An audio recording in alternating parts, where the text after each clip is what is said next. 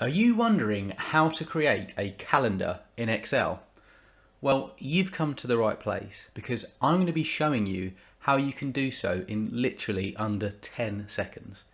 But I would recommend staying to the end because I'm going to be showing you various tips and recommendations for formatting and just how to make your calendar more user-friendly. So you're probably wondering how you do it so quickly.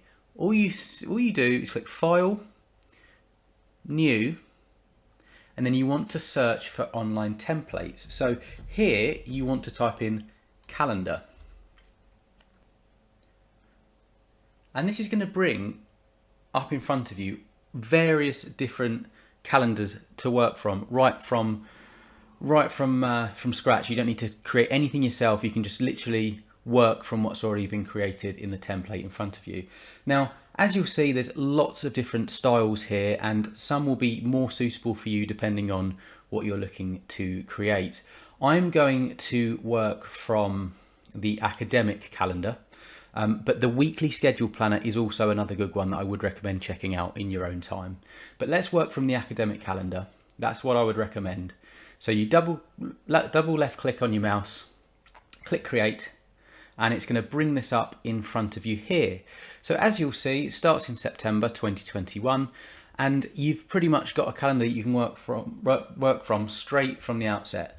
But what you can do here is I'm just going to show you some little tips and tricks just to work through this and make this a little bit more user friendly. So of course, if you wanted to change the year, it's going to put the default year or whatever year you're working in, so 2021, but let's say you wanted to work from 2022, so from next year.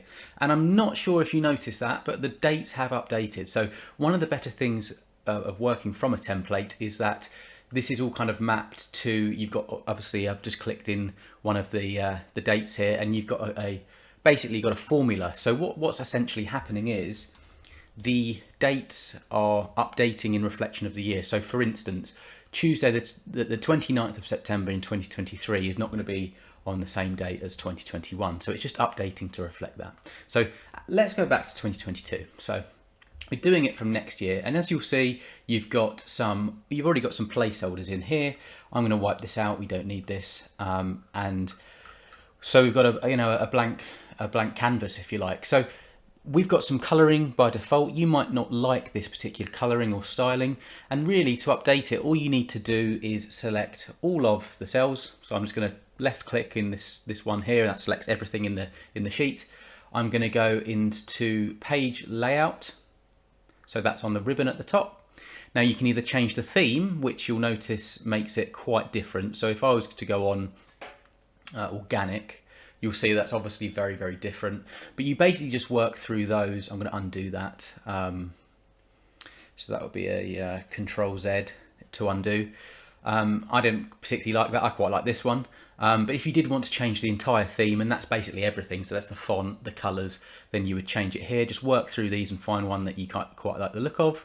Or alternatively, if you just want to change one of the different aspects, you could do it via these buttons here. These are essentially, so a theme is comprised of colors, fonts, and effects.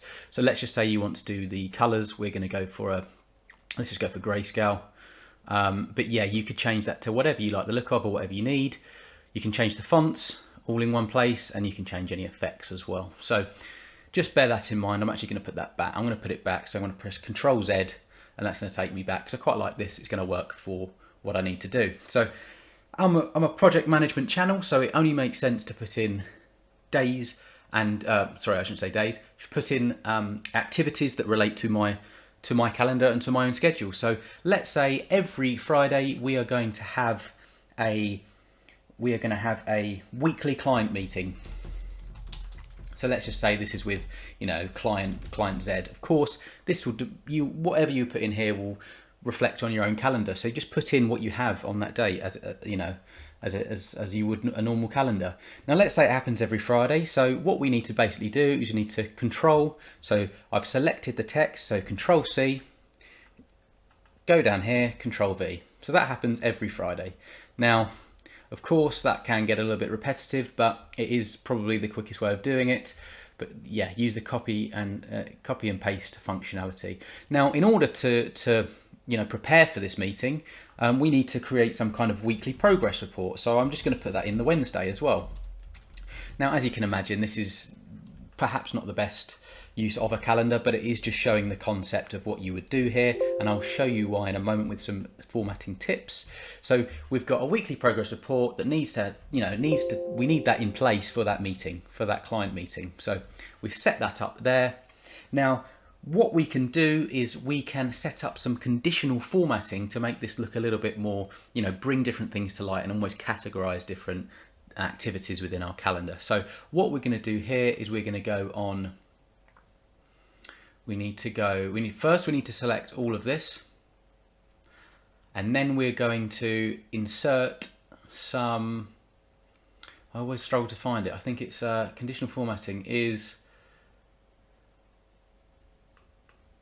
it's in one of these tabs, insert, home, of course it's in home, conditional formatting.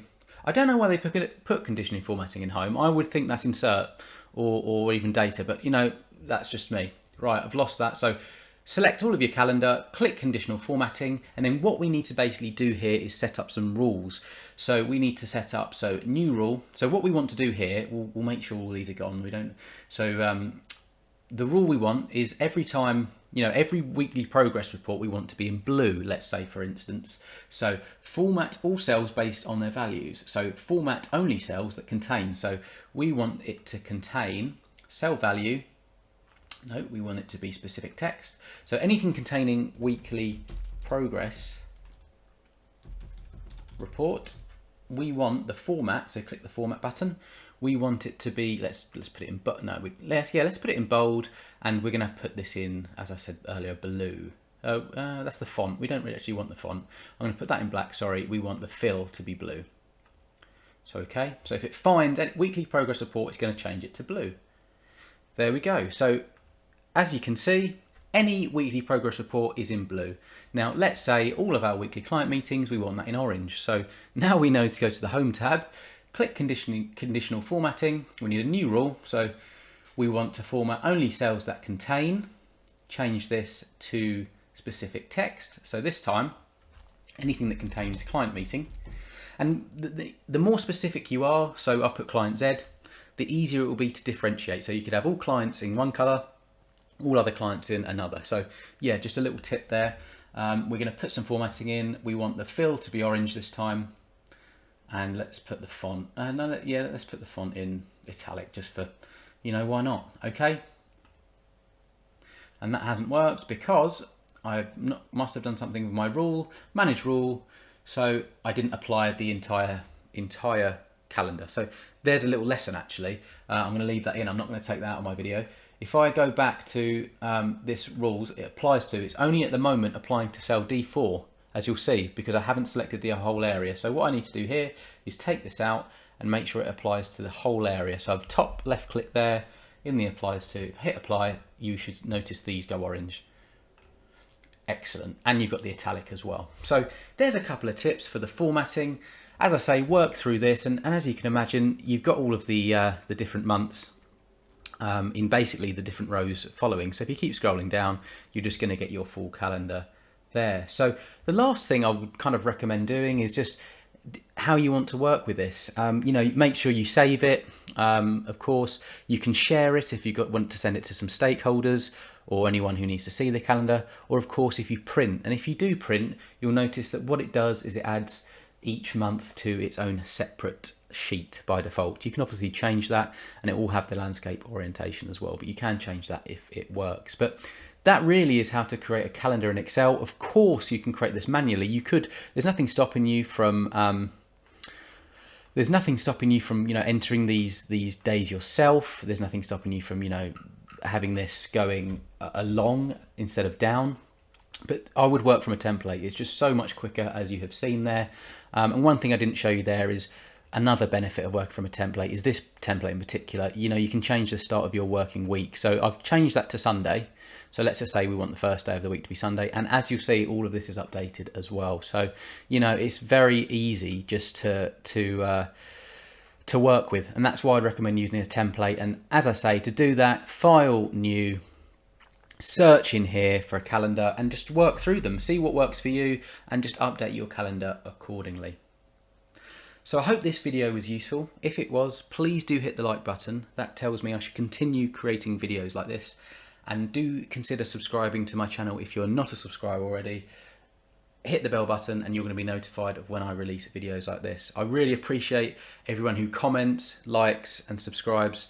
That helps my content and the YouTube algorithm. It helps more people discover this and it helps them as well. I'd like to think anyway. But with all that said, I hope you have an excellent day.